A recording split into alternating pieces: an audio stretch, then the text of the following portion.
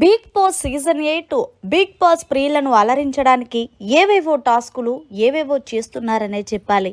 ఇక గత సీజన్ కన్నా ఈ సీజన్ అస్సలు బాలేదనే టాక్ అప్పుడే స్టార్ట్ అయిపోయింది.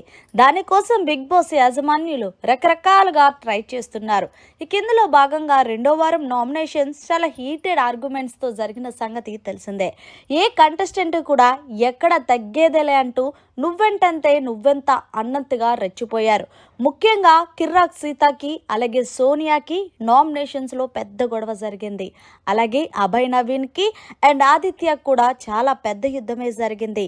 విష్ణుప్రియని కిర్రాక్ సీత నామినేషన్ చేస్తూ నువ్వు ఫ్రెండ్షిప్ పెట్టుకొని బయట నుండి వచ్చినా పర్వాలేదు, కానీ మమ్మల్ని వాళ్ళతో ఫ్రెండ్షిప్ చేయమనే హక్కు నీకు లేదంటూ విష్ణుప్రియకి మళ్ళీ మాట్లాడకుండా చేసింది కిర్రాక్ సీత నామినేషన్లో.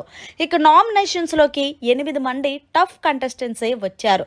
ఇక పృథ్వీ, ఆదిత్య, సీత, మణికంఠ, విష్ణు, నైనిక, శేఖర్, నిఖిల్ అలాగే సోనియా కూడా నామినేషన్ లోకి వచ్చింది. అయితే ప్రతిసారి బిగ్ బాస్ దత్తపుత్రికకి ఏదో ఒక ఆఫర్ ఇస్తారు కదా. ఈ సీజన్ లో బిగ్ బాస్ దత్తపుత్రిక సోనియానే చెప్పాలి. మరి మీరేమంటారనేది చివర్లో కామెంట్ చేయండి.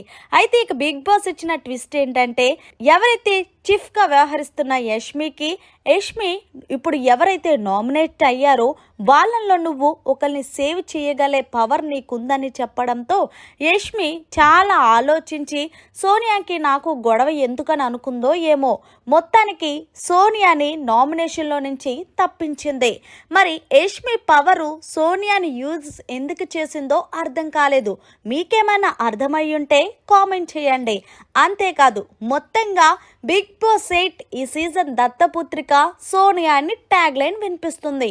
మరిన్ని లేటెస్ట్ లైవ్ అప్డేట్స్తో చూస్తూనే ఉండండి మన ఛానల్.